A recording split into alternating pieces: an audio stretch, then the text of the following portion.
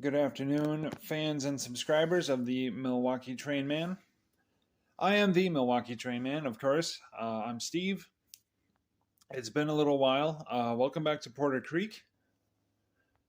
And unfortunately, I don't have my tripod, so we're gonna have a little bit of shake, but we'll just make do.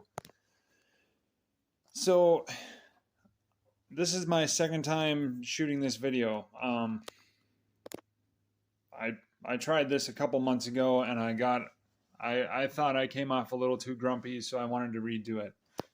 And I've just been doing other things. So the MTH Little Joe, or the South Shore 800, or whatever you want to call it. I forget what GE called them. Little Joe. The last run from MTH HO ever came out earlier this year. So this is my older one that I picked up secondhand a couple years ago. E20, that's the original run. E74, this is the latest one.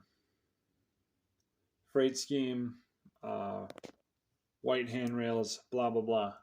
All the cool Milwaukee pizzazz that we all love, right? I'm going to try to make this as fair as I can. So this is a thing, I'm just a brief aside, this is a thing I've noticed quite a bit let's say as a serious modeler, is like people will get one of these, your collectors and your more toy types will get an MTH HO Little Joe and sell you on it, tell you all the cool stuff, right?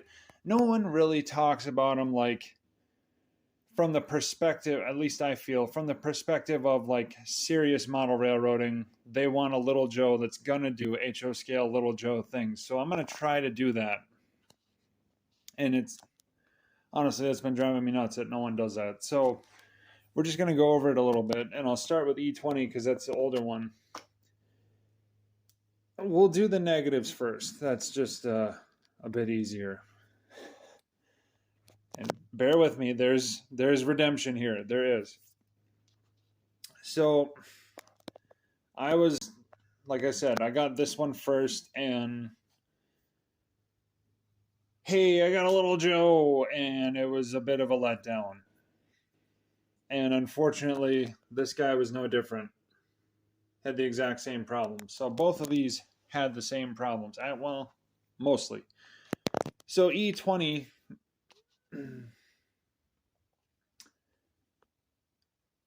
right away, first thing off the bat, I wish I had a pointy stick thing here. The pilot trucks were too light.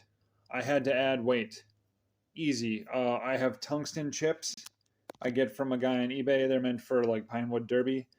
Real small, maybe like that big. The size of a coupler head, maybe. Real flat.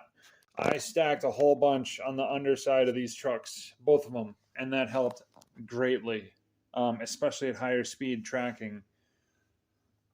So that being said, I have noticed there's a preference. While there's a video of E20 running on North Metro on my channel, which is code 83 track, it does prefer code 100. And I mean, it's big. It's big and long and fairly stiff. If you have the right layout with code 83, I'm sure they'll work just fine, especially if you do it like true to Milwaukee fashion, where you have one of these and you're going to just drag the world and the mountains with you nice and slow. It'll be fine. So yeah, extra weight on the pilot trucks. 74 didn't need that. MTH took care of that for me. The weight, they have a weight bolted to the underside that is much thicker, bigger, heavier with E74, so I didn't have to do it with that one.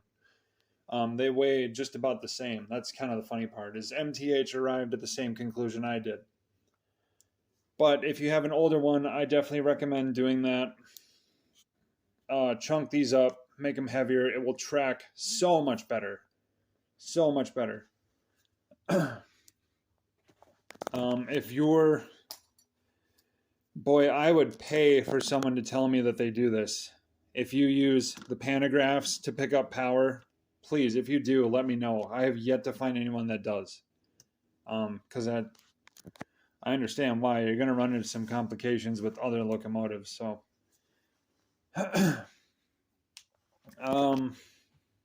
these had pantographs that go up and down, like forward and reverse when you had the thing turned on. E20s, this one was broken, so I didn't really get to play with that. And I don't have any overhead wire to play with it anyway, at least not yet. I'm working on that at Hennepin Overland, but it just didn't mean too much to me, so I can't speak to that too much. It was busted, whatever. E20 would have come with the operating couplers. Mine did not. The previous person got rid of those. I would have anyway, because you can't. I've learned you can't trust those on heavy trains. And then E74, during that run, they threw them out anyway. E74 came to me with scale head KDs, which I much more prefer. Much better couplers. So getting into the guts, both of these, E20 and E74 later, they both had Protosound 3, which is MTH's proprietary DCC, but not DCC. I tell you what, I've learned, I have the fortune of talking with a former employee of Mike's Train House who was actually in their back shop, one of their repair guys, and the things he tells me about DCS, I can't hate on it because it's almost like QSI was. They were thinking ahead, but kind of with not the best technology at the time. It just didn't really work. In the modern scope, like we have ESU and Tsunami and all that stuff, like DCS is extremely dated. That's not really their fault. I will give them credit for thinking ahead and trying to offer something that is packed with features, because it is, like, it's got more sounds than I'll ever use. These things come loaded with so many sounds, I haven't even heard them all, right? However, the drawback to that is DCS is really picky about power. Really, really, really picky about power. It wants all of the power it can get, and sometimes that's not good enough. So I will explain. When I'm running, E20 is my best example because I've run it the most. Obviously, I've had it the longest. When I was running E20, and he's in a video, there's a video with this too. When I'm running E20 by itself, it is very unhappy. What I mean by that is when E20 has a train all to itself, let's say even 30 cars, one of my best running freight trains, my grain train, tried it with my grain train. It doesn't want to do it. These things, for whatever reason, like between the combination of the load on the motor, the lights, and the sound, it just doesn't want to deal with it, and it'll shut down. They're extremely sensitive to how much voltage they take in. E74, same deal. Tried and tested. It has the same power problems that E20 displayed to me, a couple years ago. Caveat: if you're one of those guys like, I want a Little Joe to run as like the electric helper in St. Paul Pass, just like they did, you're set.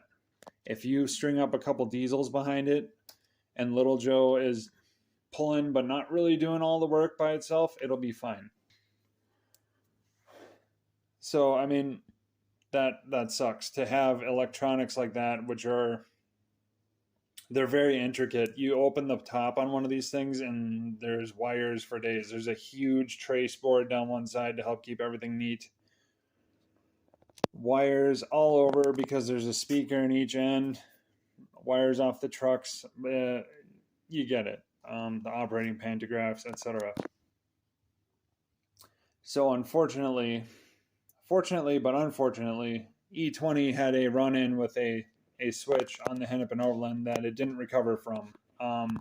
It was in a kind of a nasty spot that took me just too long to get to it, and by the time I was able to get E20 out to safety, one of the truck wires had already burned off.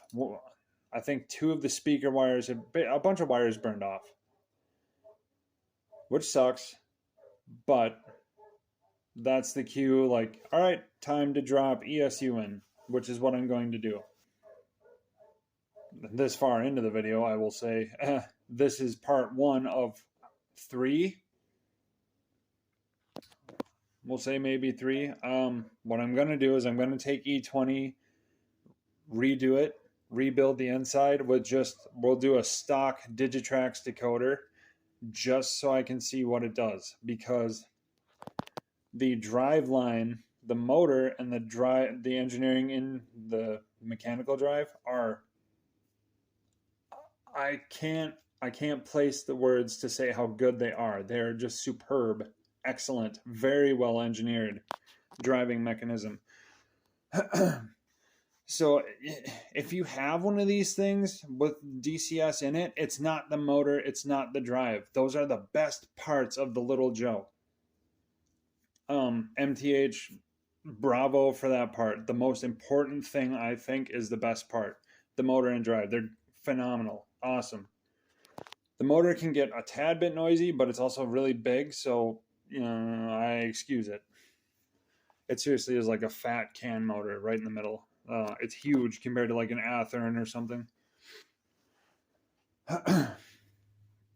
So basically I'll drop a DH126, just straight Digitrax, as basic as you can get, drop that into E20 and just do an evaluation on its motor performance, drive performance, and its pulling power.